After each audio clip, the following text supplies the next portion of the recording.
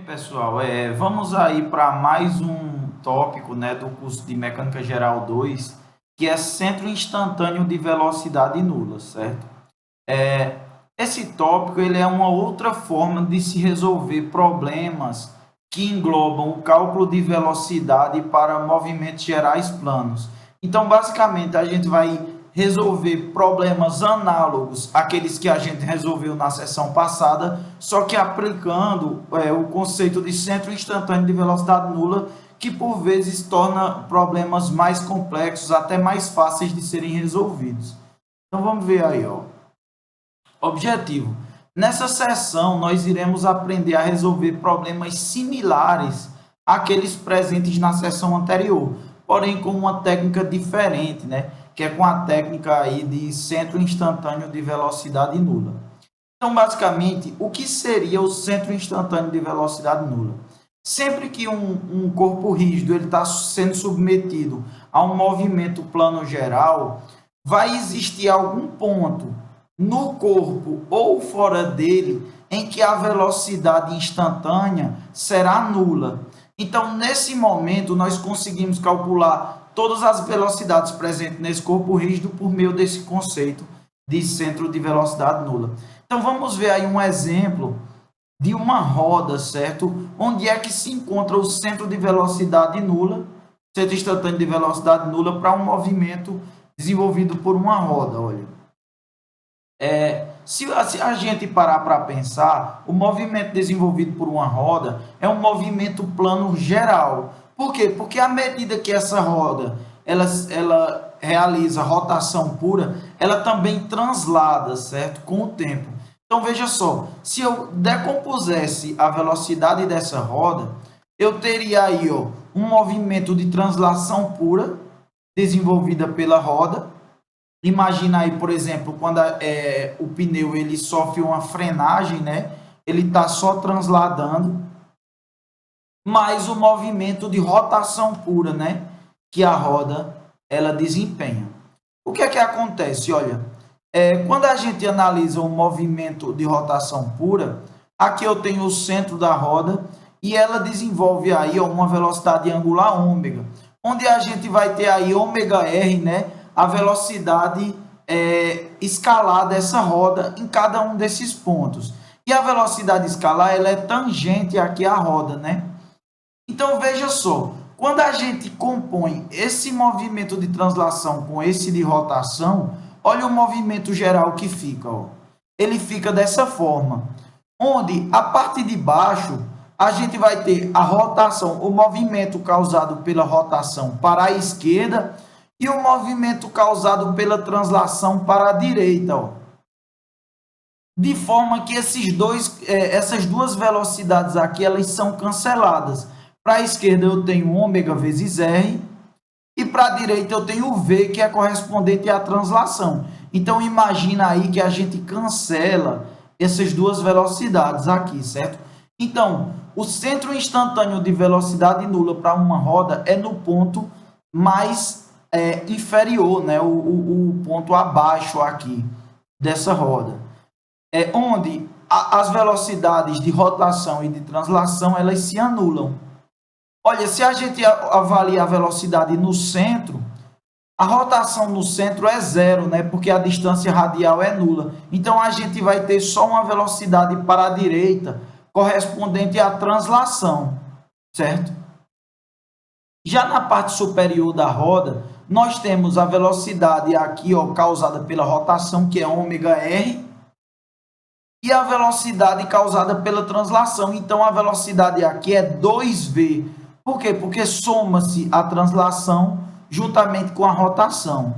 E daí a gente consegue desenvolver aí um perfil de velocidade para essa roda com o seguinte formato, ó. Um formato triangular, certo? Onde esse ponto aqui é o ponto, é o centro instantâneo de velocidade nula para essa roda. E aí essa velocidade ela desenvolve aí um perfil triangular, aumentando e sendo o máximo no ponto superior da roda, onde a gente viu que essa velocidade ela vale 2V no caso, que é a velocidade correspondente à rotação. e a velocidade correspondente à translação. Desse modo, né, a gente tem aqui, como foi dito, o perfil de velocidades para a roda. Vamos ver como é que esse perfil de velocidade ele pode ser calculado e como é que eu consigo calcular a velocidade de qualquer parte aqui dessa roda com relação ao centro instantâneo de velocidade nula. Olha. Novamente, eu tenho aqui o centro instantâneo de velocidade nula e vários pontos aí, ó, ao longo da minha roda, né? Então, como é que a gente consegue realizar esse cálculo? Olha, quando a gente pega um ponto B genérico aqui, ó, que tem uma distância perpendicular ao centro instantâneo, CI, de velocidade nula, a gente vai aplicar a correlação, ó, VB, que é aqui, a velocidade no ponto B, é igual a VA mais ômega vetorial R de B em A, que é o braço aí correspondente à distância do ponto B até o ponto A. Só que como a gente viu, como esse centro aqui ele apresenta velocidade nula, a gente vai ter o quê? Que a velocidade A ela é igual a zero. Então, se essa velocidade A é igual a zero, a gente calcula a velocidade no ponto B simplesmente pela correlação. Ó, V de B é ômega vetorial R de B em A. Então, é assim que a gente consegue calcular velocidades por meio da aplicação do centro instantâneo de velocidade nula. Como foi dito anteriormente, esse centro instantâneo ele pode estar contido no corpo rígido ou ele pode estar em um ponto externo ao ponto rígido, ao corpo rígido, de forma que a velocidade instantânea daquele ponto com relação ao corpo rígido seja nula. Então, olha, vamos ver aí um outro exemplo de aplicação nesse mesmo conceito, certo? Olha aqui, ó. Aqui a gente tem uma haste que ela escorrega na parede. E daí a gente tem uma velocidade aqui VB, que é a velocidade com que a ponta da haste desliza, e VA, que é a velocidade que a outra extremidade da haste desliza.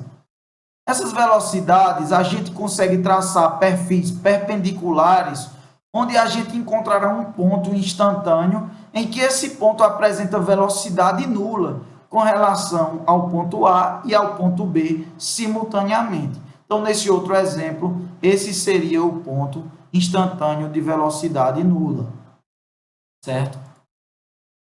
Olha aqui, né, o exemplo do pistão, em que a gente resolveu várias questões na unidade passada por meio da velocidade relativa, né?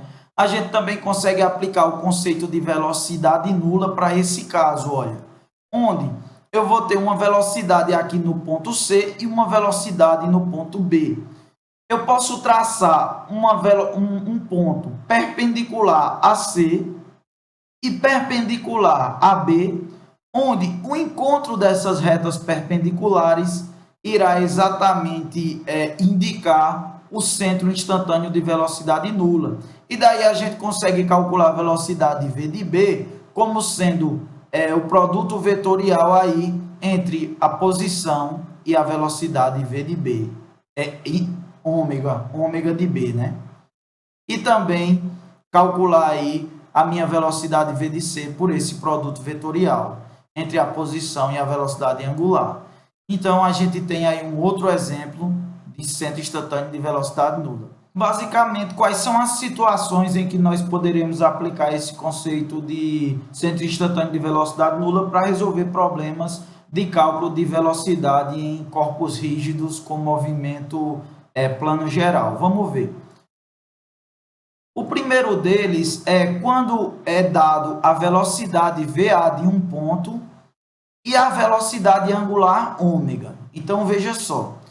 Se eu tenho aqui a minha velocidade VA e a velocidade angular ômega desse corpo, eu consigo calcular aí, ó, a minha posição com relação ao centro instantâneo de velocidade nula, onde R de A para o centro instantâneo é igual a V de A dividido por ômega.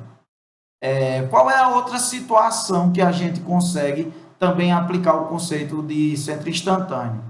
É esse que a gente acabou de verificar aí nesse exemplo anterior, onde são dadas as direções de duas velocidades não paralelas, VA e VB. Ó. Então, a gente tem duas velocidades aqui, VA e VB, que não são paralelas. Nós traçamos linhas perpendiculares e o ponto de encontro dessas linhas é o centro instantâneo de velocidade nula. E daí a gente tem mais uma aplicação, ó, onde são dados os módulos e a direção de duas velocidades paralelas, VA e VB.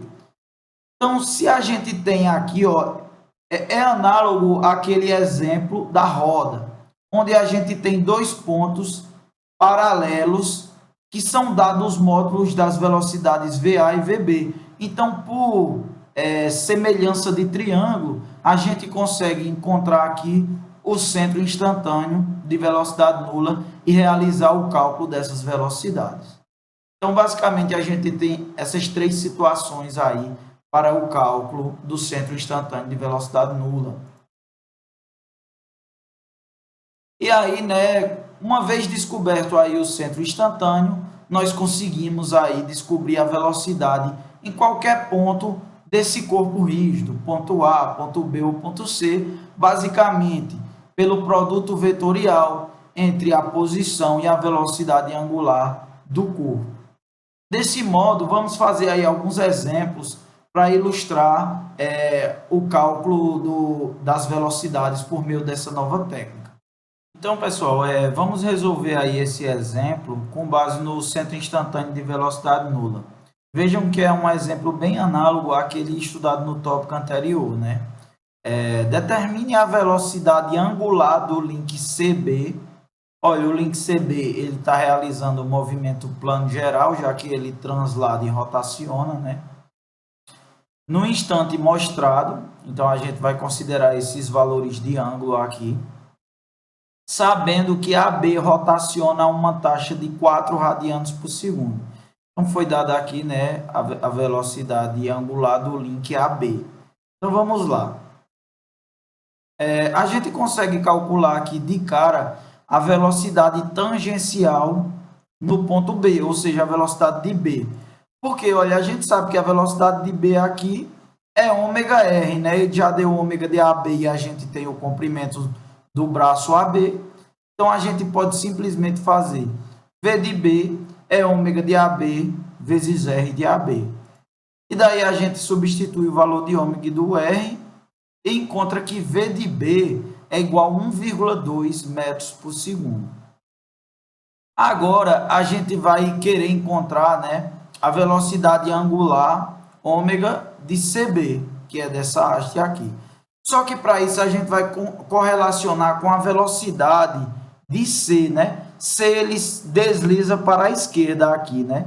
Então, veja bem, como foi mencionado, quando a gente coloca aqui, ó, a velocidade de C, que é horizontal, e a gente traça V de B, que a gente acabou de calcular, a gente pega as distâncias perpendiculares a essas duas velocidades e a gente vai encontrar aqui, ó, o centro instantâneo de velocidade nula. Só que, veja bem, cuidado para não confundir R de B e C, ou seja, a distância de B até o centro instantâneo de velocidade nula, com o braço, certo? Com o braço. Porque esse centro instantâneo, ele tem que ter velocidade nula com relação também ao ponto C, certo? Então, por isso, a gente não considera como sendo simplesmente o braço aqui, o ponto A no caso. Ok? Só que tem uma coisa que a gente pode considerar, o quê? A inclinação desse braço. Ela vai ser a mesma da inclinação do comprimento aqui, R de B e C. Por quê? A gente sabe que esse braço, ele faz 90 graus aqui com a velocidade tangencial. Desse modo, ele vai apresentar a mesma inclinação do meu braço que leva até o centro instantâneo de velocidade nula, certo? Então, a gente pode considerar aqui, ó, que esse braço ele está com uma inclinação de 60 graus, e daí eu considero esse ângulo interno como sendo 90 menos 60, que é 30 graus, que é o ângulo formado entre o R, B e C, e entre o ponto C até o centro instantâneo de velocidade nula, certo? Então, a gente considera aqui 30 graus. A gente também consegue descobrir aqui, né, essa inclinação, porque a gente considerando esse triângulozinho aqui, ó, a gente vai descobrir que esse ângulo é de 45, já que a gente tinha, né, que essa reta é uma reta perpendicular, então a gente vai ter aqui um triângulo, né, um triângulo, onde esse ângulo é 45 e esse ângulo aqui de cima também é 45, ó. Então, a gente sabe o tamanho desse braço e daí a gente consegue agora, né, por meio da lei dos senos correlacional. Eu sei que esse braço R de B e C, ele está para o seno de 45, assim como esse outro braço aqui, que eu conheço o comprimento dele, que foi informado, 0,125 metros, está para o seno de 30 graus, que é o ângulo que está de frente a esse braço. Então, a gente pode aplicar aí, ó, e descobrir que R de B e C, que é o braço aqui do centro instantâneo de velocidade nula até o ponto B, ele é igual a 0,1768 metros, ok? E daí, ó, a gente já tem o braço e a gente já tem V de B. Se a gente tem os dois, a gente consegue calcular o ômega de CB, não é isso? Por quê? V de B é ômega de BC multiplicado pelo R de B até o centro instantâneo de velocidade nula. Então, olha, a gente consegue substituir aí, a gente tinha encontrado que V de B é 1,2 metros por segundo, e daí a gente substitui pelo comprimento do braço que a gente encontrou, descobrindo que ômega de BC vai ser igual a 6,787 radianos por segundo, certo? Essa é a velocidade angular do link BC. Vamos ver esse outro exemplo aqui, pessoal. Olha, se a barra AB tem uma velocidade angular igual a 6 radianos por segundo, ó, essa barra AB, determine a velocidade do bloco deslizante C no instante mostrado. Então, olha, qual é a ideia aqui da gente descobrir a velocidade de C? A gente pode simplesmente calcular o ômega de BC. Com o ômega de BC, a gente descobre a distância de C até o centro de velocidade nula, e daí a gente faz a distância multiplicada pelo ômega de BC e descobre a velocidade de C. Basicamente, essa é a ideia geral, né, para a gente descobrir essa velocidade C por meio do centro de velocidade nula. Como ele já deu o ômega de AB, a gente consegue descobrir V de B aqui, ó, porque V de B não é ômega vezes o R, né? E foi dado também o comprimento, então a gente é sempre mais fácil trabalhar dessa forma para descobrir a velocidade tangencial de algum ponto. Então a gente vai ter aí, ó, a velocidade V de B e a gente pode aplicar diretamente, né? V de B é ômega de AB vezes R de AB. E daí a gente tem V de B igual a 6 vezes 0,2. V de B é 1,2 metros por segundo. Então, a gente tem a velocidade do ponto B aqui. A gente vai poder, né? Essa velocidade, ela é perpendicular aqui, né? Ao meu eixo AB.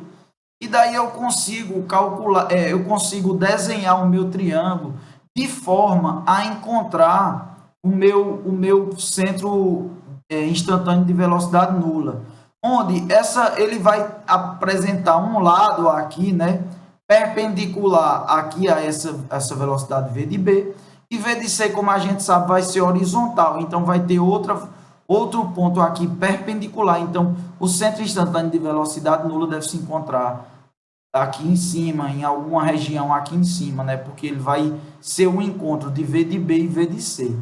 Então, a gente faz esse desenho aqui aproximado, né? E daí, o que é que acontece? Novamente, essa velocidade B aqui, ó, ela é tangente a esse braço AB, certo? E o braço AB, ele faz 45 graus com a horizontal. Então, eu tenho certeza que esse R de B e C aqui, ó, que também é perpendicular aqui à velocidade V de B, se eu prolongar ele até a minha horizontal, eu vou formar um ângulo de 45. Por quê? Porque ele apresenta a mesma direção do braço AB. Não apresenta o mesmo comprimento, mas apresenta a mesma direção. Então, a gente pode desenhar esse triângulo da seguinte maneira, ó, onde eu prolongo esse braço e ele forma 45 graus aqui. Como essa velocidade V de C ela é horizontal, ela forma 90 graus aqui com o meu ponto de velocidade instantânea. Então, eu vou ter aqui um complemento de 60 graus, já que ele está escorregando nesse instante a 30 graus do meu braço BC. Então, a gente tem aqui um complemento de 60 graus. E daí a gente consegue compor os ângulos desse triângulo interno aqui, formado pelo braço BC, pelo braço R de C e C e pelo braço R de B e C. Como é que a gente faz? A gente já descobriu aqui, ó, esse ângulo tem 45, esse daqui tem 30, a gente consegue fazer dois triângulos retângulos, formando um ângulo de 60 e um ângulo de 45 aqui. O suplementar dele a gente consegue calcular e depois esse triângulo interno, de forma a ficar com esse triângulo, ó, com um lado 0,5 metros, dois ângulos, um de 60, um de 75 e outro de 45. E daí a gente tem RC e C e RB e C que a gente desconhece, né? Então, a gente consegue novamente aplicar a lei dos senos, ó, onde RB e C dividido por seno de 60 é igual a 0,5 dividido por seno de 45. E daí eu descubro o valor do braço RB e C. Ó. RB e C é 0,6124, certo? É o comprimento desse braço. Só que a gente já tem o valor da velocidade V de B. Então, a gente consegue calcular a velocidade angular ômega de BC. Por quê? Eu sei quem é V de B, ó, eu já havia descoberto aqui V de B igual a 1,2. E agora eu sei a magnitude do braço. Então, a gente já vai conseguir, aqui já de primeira vista, a gente já consegue, né, descobrir a velocidade, o ômega de BC. Só que, para eu calcular V de C, eu vou precisar do ômega de BC e do comprimento desse braço, R de C e C. Eu vou fazer ômega vezes R. Então, aqui, já que a gente está realizando as questões trigonométricas aqui, eu consigo também aplicar novamente a lei dos senos aqui para descobrir o tamanho desse braço. Ó. Então, veja só, RC e C dividido por seno de 75 é igual a 0,5 dividido por seno de 45. E daí a gente aplica, ó, RC e C é igual a 0,683. Então, eu já tenho o tamanho do braço. Novamente, eu vou precisar do ômega de BC. Como eu falei, eu vou calcular ele por meio desses dois dados do V de B e do R de B e C. Então, vamos lá. Ó. V de B é igual a ômega de BC, que é vezes o R de B e C.